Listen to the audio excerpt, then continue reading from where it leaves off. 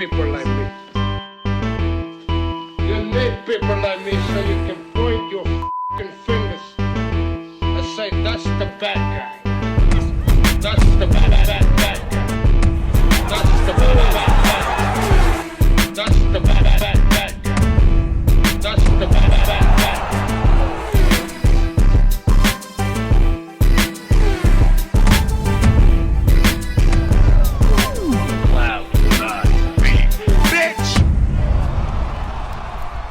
Welcome to the motherfucking relay. We're covering today's top boxing news. Okay, we'll start with this. Former two-division champion Danny Garcia wishes that he fought Manny Pacquiao, believes he could have given him hell. The guy who needed a gift over Mauricio Herrera. The guy who doesn't have a single solid victory in the men's welterweight division. The guy who, every time they stepped him up at 147, he lost. Keith, Sean, Errol. Although he has loads of memories to choose from, Garcia, at times, thinks of what could have been.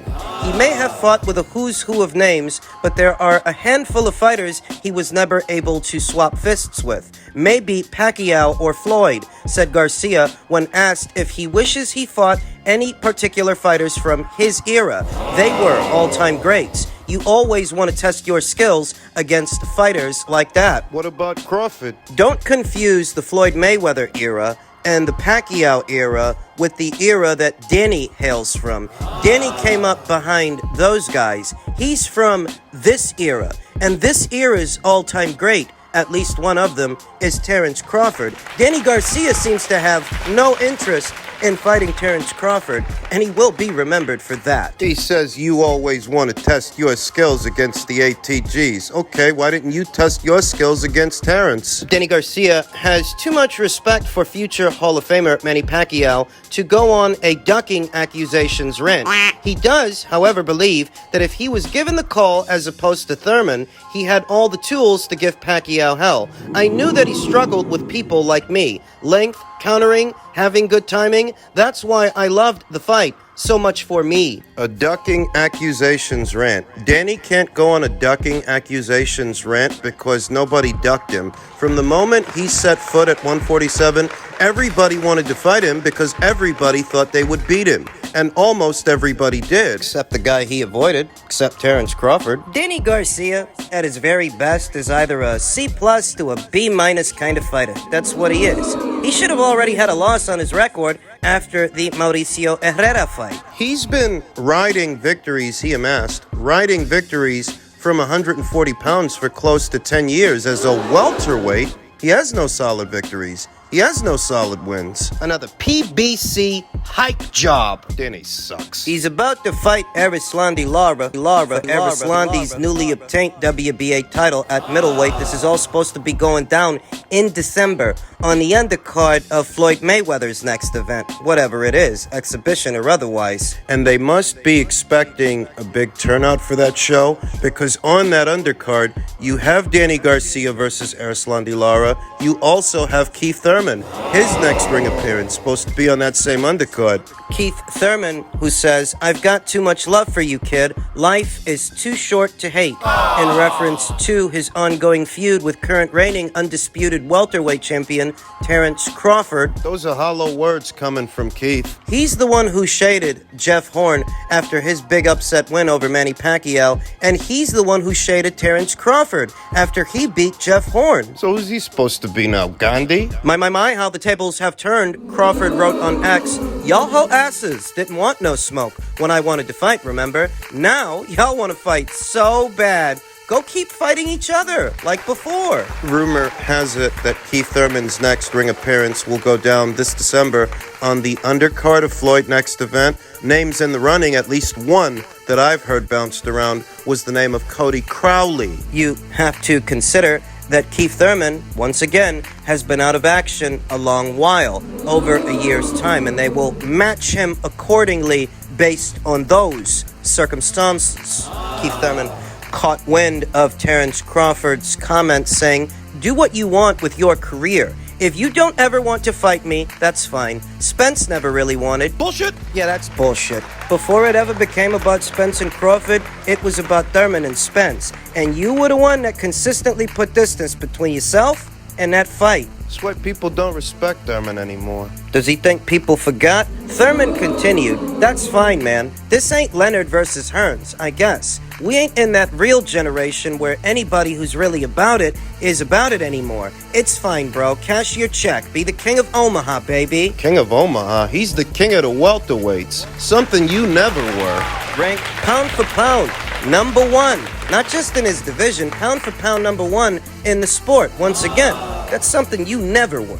Ever. I am so blessed to witness greatness out of our generation, period. I'm proud of you, kid. I'm proud of you. That's the thing that my meditation does. I don't hold resentment in my heart no more. I ain't hating on y'all no more. I ain't got nothing to hate. I got love for you, kid. I got love for you. I got gratitude. I'm grateful for everything, for living this life, man. You don't know how many people, man, are here today, gone tomorrow. Not just in the fight game, man, but in life. Just lost a real one 3 weeks ago. They just hosted his funeral, bro. Life is too short to hate on y'all, man. Be good, though. Be good. Be a powerhouse. Do what you want to do with your career, man. You're in a very, very blessed situation, man. Do what you want to do with your career. You know what I'm saying? Go after Canelo. Make history. Don't fight the Dannys. Don't fight the Thurmans. Whatever, kid. I'm still an active fighter. I love looking for the best fights. It's not my fault that you're the best fight out there. Shoot. It's your fault, like I said. There was some political stuff back when you were with Top Rank and Bob Arum. Bullshit! Do I have to remind you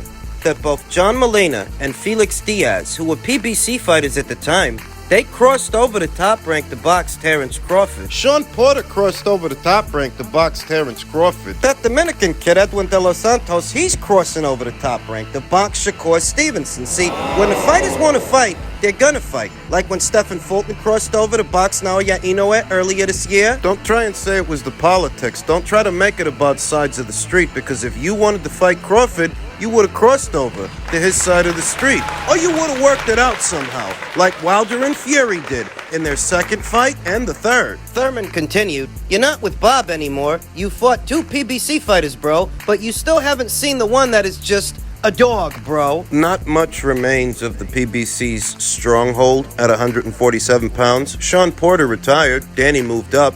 Errol's about to. Ugas just got his ass kicked by Mario Barrios. Is it me, or does it seem like a good number of the premier boxing champions are living with regret?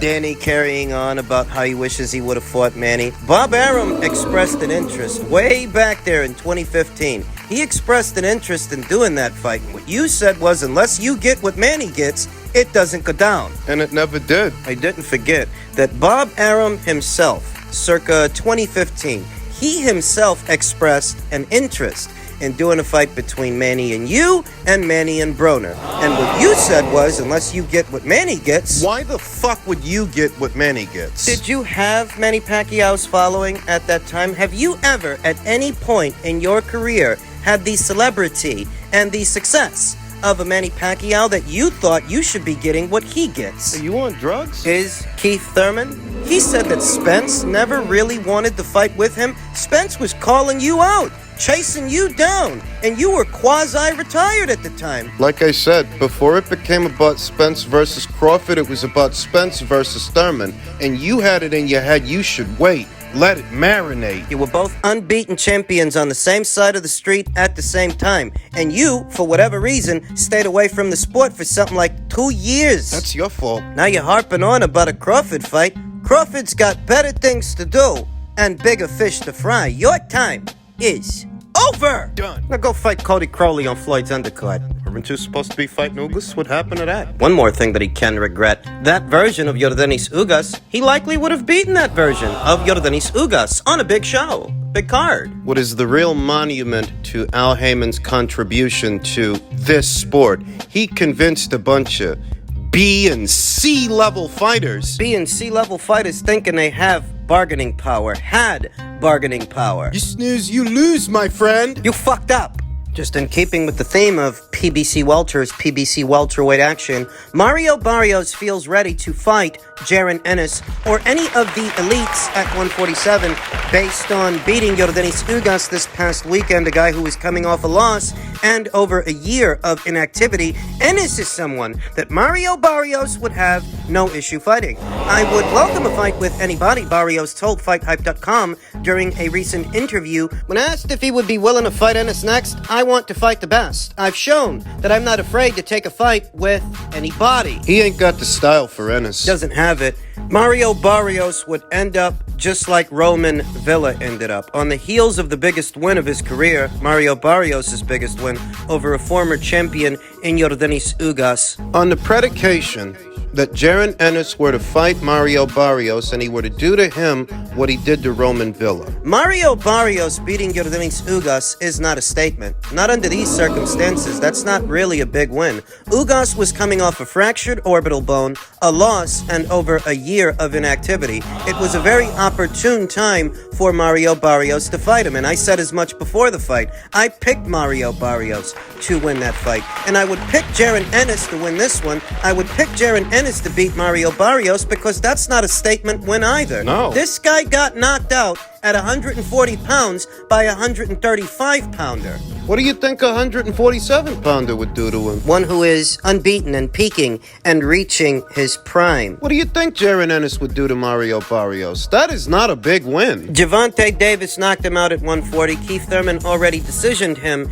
at 147. And if Jaron Ennis were to swoop in and beat him, knock him out, that's not saying much. He's expected to do that. Because a 135-pounder already did it. A 135-pounder already knocked out Mario Barrios. That's on the predication that this fight actually happens. You do have to question what is the future of Jaron Boots Ennis beyond this year, going into the next one. With all these rumors about Showtime potentially leaving the sport of boxing, PBC going elsewhere. need I remind you that Jaron Ennis is not an according to Hoyle PBC fighter. He's not actually one of Heyman's boys, even though he does fight on some Heyman shows, and he does fight on the Showtime platform. He's not actually with Al Heyman, he's with Cameron Duncan. Do you remember what his dad said? On the Stamina for Sale podcast with Spencer Fearon and Tunde Ayahi, Bozy Ennis, the father of Jaron Ennis, said they don't actually have a contract with Showtime. They just like the way they're treated over there, so they stay there. But if Showtime is leaving boxing, if they do, beyond this year, where does that leave Jaron Ennis? It's a valid question. Where would he go? Would he cross over to Top Rank and ESPN? Would he go to Matchroom? Or would he see about becoming one of Heyman's boys, becoming one of Heyman's fighters? I think that depends on Heyman's ability to get a broadcast partner, doesn't it? If Showtime is really leaving, What's the sense in signing to Al Heyman if Al Heyman doesn't have a broadcast partner? Now, if he does have a broadcast partner, if the rumors are true and he ends up jumping into bed with Amazon, well, now you're cooking with rice. there's a lot that's still murky about that whole PBC Showtime Amazon situation. Earlier this week, I heard something about Jaron Ennis' next fight date. I think it's supposed to be going down before this year is out. They can get him out one more time. But the future is uncertain going into the following year. It is. And on the predication that he sees himself fighting Mario Barrios, yeah, I'd have Jaron Ennis stopping Mario Barrios, but that's not saying much because he was already stopped by a lightweight. You're every inch the fighter they say you are. You should be able to do the same. That's expected. Finally, in men's lightweight and super lightweight news, a Twitter user that goes by the name Boxing Tribune stated, "I'm off Twitter for one day and I come back to a cornucopia of idiocy worth mocking. Montero says Ryan Garcia brought 1 million of the 1.2 million buys to his Tank fight because Tank's base is 200,000? Well, Ryan's base was 0 since he never fought on pay-per-view before." Leonard Ellerbe laughed at the tweet, to which Ryan responded. It's funny, but the truth is, I never fought on pay-per-view because I fight on a subscription-based model. The moment I go to pay-per-view, it did great numbers because I knew what fight was actually worth putting on pay-per-view. Just because you put every fight on pay-per-view doesn't mean you are a pay-per-view star. I just find it funny that you, Leonard Ellerbe, you in particular, don't see the truth, and I provided major value in that event being successful. He did. What neither the Boxing Tribune or Leonard Ellerbe can account for is why Gervonta Davis had 2 box office fights this calendar year, but only one of them did over 1 million buys. The one with Ryan. If it was just Gervonta that people were paying for, In the Ryan Garcia fight. then where were all those people for the Hector Garcia fight that took place before it? In fact, where were all those people for Gervonta Davis's five previous pay-per-view appearances? Where were they? If it was just you that sold it. They're doing with Gervonta what they did with Floyd Mayweather, but on a much, much smaller scale. You think about the fights that Floyd was in, the big ones, like the Oscar De La Hoya fight, the Canelo fight, the Pacquiao fight. The McGregor fight. What Floyd was doing, quite successfully, I might add, was pursuing fights with fighters that already had fan bases, already established fighters, to thereby fight in the biggest fights, and that worked. The disconnect is that everybody was paying to see Floyd. No, some people were paying to see Floyd. And some people were paying to see Manny. Some people were paying to see Cotto. Some people were paying to see Oscar and Conor McGregor, so on and so forth. The disconnect is pretending afterwards that Floyd sold all those fights all by himself just because he won. If that's the case, where were all those millions of people when he fought Andre Berto? They're all supposed to be fans of you, right? Fans of Floyd. So where was that 1 million, 2 million, 2.3, 2.4, whatever it was, for your swan song, for your farewell fight with Andre Berto? Where did they all go? That pay-per-view didn't even crack 500,000, let alone 1 million or 2. If all the people, all of them that have been buying those pay-per-views, if they were all just fans of you and they were all there just to see you, where did they all go for your swan song? These guys lie to themselves and expect everybody to play along. That's what they're doing with Gervonta. When ignorance meets ego, this is what you get. You get obtuse arguments like the one that Leonard is making and the Boxing Tribune. If everybody that bought Davis versus Garcia were just Davis fans, they were just there to see him, and he added all that value to the show by himself, why didn't any box office fight before it do 1 million? He was on pay-per-view 5 times. It's just like Ryan says, and I don't often agree with things that Ryan says, but here I do. Just because you put something on pay-per-view doesn't mean you're a pay-per-view star. Gervonta Davis's numbers before he fought Ryan, they were nowhere in the neighborhood of 1 million or even 500,000. To see such a dramatic jump from just a little over 200,000, which are paltry numbers for a box office fight, from a little over 200,000 to 1.2 million, that's a dramatic jump that these guys can't seem to account for. When you ask them, And I've been asking all week. all they tell you is that Ryan had never been on pay-per-view, and his next fight isn't going to be on pay-per-view, but it's like Ryan said. He fights on a subscription-based model. A platform that doesn't need to resort to putting everything on pay-per-view just to keep the lights on. Not a single one of those fights that Gervonta Davis had before he fought Ryan were actually pay-per-view worthy. And I'm curious who he's going to fight next, since you already fought Ryan. You already did that. Who are you going to fight now that'll get you to 1 million buys? It's strange that Ryan's contribution to that show's value